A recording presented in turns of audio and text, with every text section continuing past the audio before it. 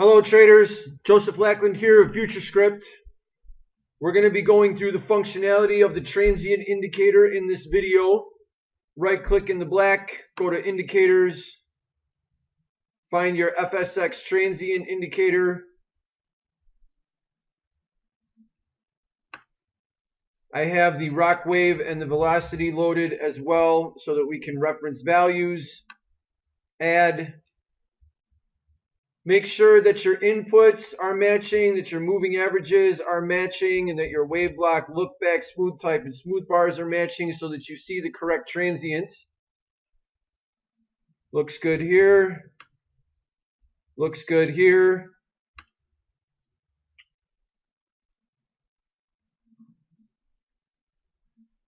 Let's hit apply. The transient indicator will show you the relative peaks and valleys in the momentum. When the rock is stepping up like this and it hits a high point and begins to come off, we will begin drawing a red line to indicate that that is the transient peak. Conversely, when the market steps down and then steps back up again, here is the transient peak denoted by the rock. Here is the blue line that starts to draw as the market comes up from that peak in momentum. As you can see, the price may go lower than the transient peak, but since we're primarily concerned with the peaks in momentum, that's why the line will continue to be solid and stable throughout this scenario.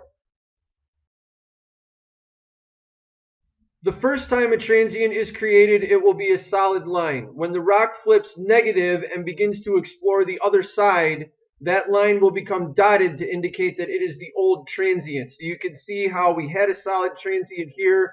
When the rock went negative, it began to print a dotted line signifying the old transient. And then right here you can see the solid blue line. As the market came up and the rock went positive again, it began printing this dotted line too. So we will be keeping track of the transient that's in play and also the old transient as it has relevance here. As you can see how the market came back up to the old transient, touched it to the tick, made a new transient, and then began stair-stepping down again. To calibrate the transient, we're going to do that much like we calibrate the magic cloud indicator, where we're going to use the velocity, and the velocity settings once again must be set like this, where we have one in the look back, whatever in the smooth type, one in the smooth, and one in the wave trend to evaluate the velocity bar by bar. We're going to set the transient limiter T here, so that when the velocity goes beyond the threshold of 0.144, that it starts printing the old transients. In this case, why don't we use a different value? Let's use 0.03. Next up, we're going to be looking at the recycle functions of the transients. They are T2 recycle shift and T2 recycle tick. We will look at T2 recycle shift first. The T2 recycle shift is the amount that the rock must exceed the previous rock by in order to start recording a new transient. So if this rock's value is negative 0.103, the next rock must be below negative 0.103 minus 0.00144, which would be 0.104.5. Let's try and find an example on the chart where we can illustrate this concept.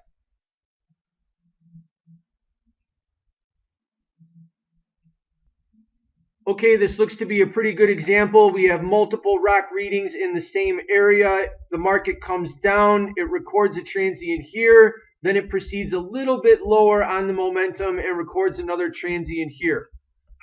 If there are too many transients being created and they're not holding long enough on your chart, then this is an option you're going to want to mess with to correct that behavior. So once again, we're going to be using the velocity. The velocity tells us what the difference is between the rocks. So we're looking at these small values here. Let's look at 0.011, 0.0075, 0.0122. So when we go in our indicator window,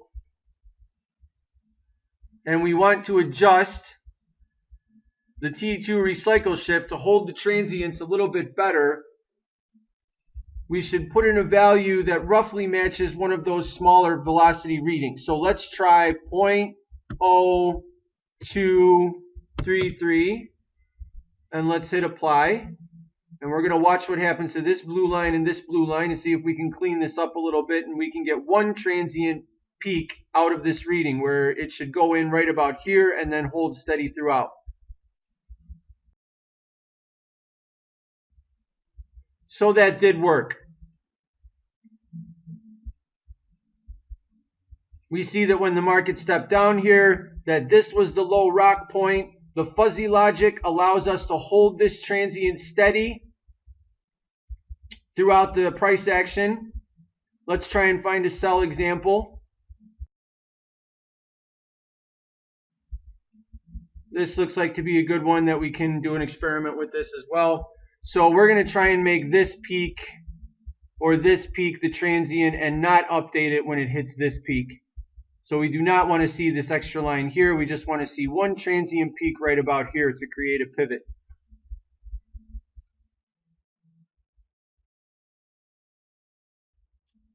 So let's go 0.03 and let's see what that does. Okay, that accomplished our goal as well. We see that the momentum pivot went in here and it was not adjusted when the rock made a slightly higher high. And we see that this pivot holds in place where the market drifts above this pivot, and now the resistance becomes support in this example right here. The other way that we can recycle the transients if the momentum peak T2 recycle shift is not doing it is the T2 recycle tick.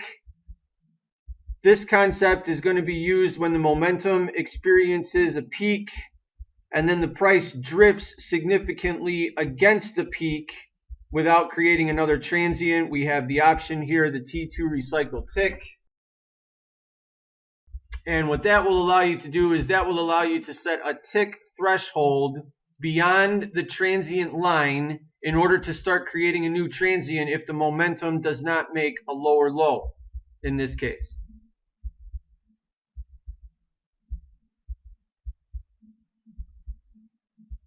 So let's change our T2 recycled tick to, let's go 18 ticks, and let's hit apply. Let's lower that even more. So now that we can see the new transient is being created with the T2 recycled tick, because the momentum is peaked out here and we are not experiencing further developments in the momentum peak. So we will start recording a new transient here after 14 ticks away from the previous transient.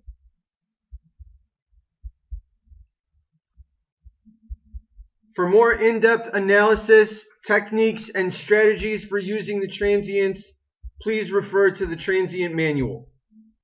If you have any questions regarding this indicator, or if you have any suggestions for modifications or enhancements to this indicator, please email our support team at info@futurescript.com.